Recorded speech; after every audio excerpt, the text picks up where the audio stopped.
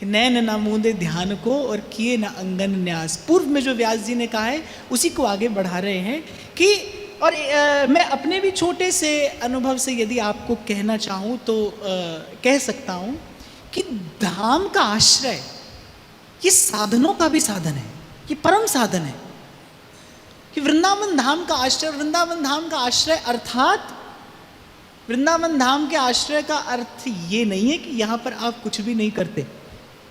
इसका अर्थ ये कि यहाँ जो आप कर रहे हैं वो वस्तुतः आप नहीं कर रहे, वृंदावन की कृपा से हो रहा है।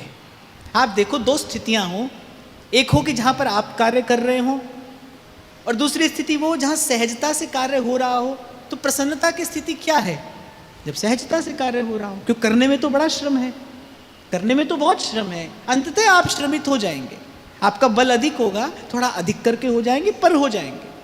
तो ये जो वृंदावन धाम के आश्रय की बात है, इसका तात्पर्य क्या है?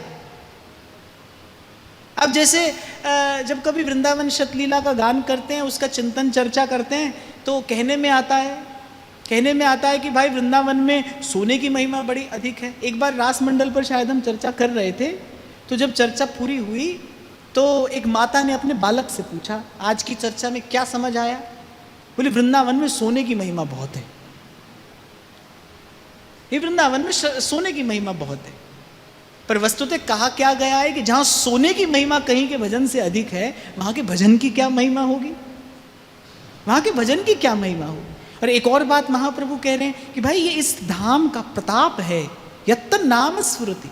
जब महाप्रभु कह रहे हैं क्वाहम तुच्छः परमम अधमः प्राण्यो गर्य कर्मा यत्त नाम स्फुरति महिमा एष वृंदावनस्य। ये बात महाप्रभु ने किसके लिए कही है? अस्मदादि जीवों के लिए गई है।